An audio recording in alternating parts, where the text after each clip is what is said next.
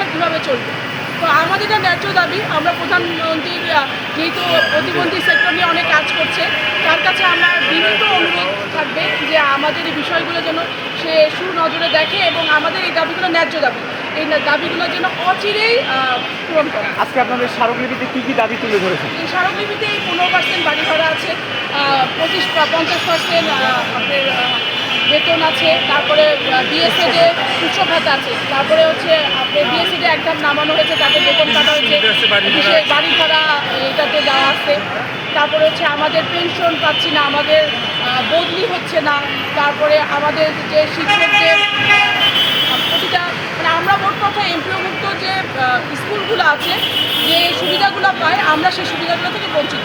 আমাদের সব কিছু এই ইয়াতে দেওয়া হয়েছে। আমরা আজকে 2 বছর থেকে টানা আমাদের অনেক দাবি নিয়ে আমরা 2 বছর থেকে অনেক কষ্ট করতেছি। আমরা ফাউন্ডেশনে বারবার যাচ্ছি, ফাউন্ডেশন থেকে আমরা বারবার দিয়ে আসতেছি, আমাদের কোনো দাবি আজ পর্যন্ত তারা মেনে নিচ্ছে না।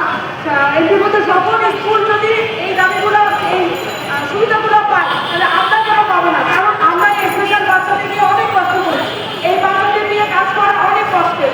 আমরা যদি এদেরকে মায়ের মতো ভালোবাসি, তো আমার কাছে আমার অনুরোধ হবে আমাদের এই দাবিগুলো যেন মেনে নেয়, এটাই আমাদের অনুরোধ প্রধানমন্ত্রীর কাছে।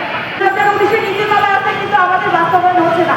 জুন থেকে বিভিন্ন সুবিধা যেমন 15% প্রণোদনা, বাড়ি ভাড়া 7.5%, তারপরে 50%, আমরা কোনো কিছুই পাচ্ছি না। আমরা মাননীয় প্রধানমন্ত্রী আমাদের আপনার কাছে অনুরোধ রাখবে আমাদের দাবিগুলো মেনে নেবে।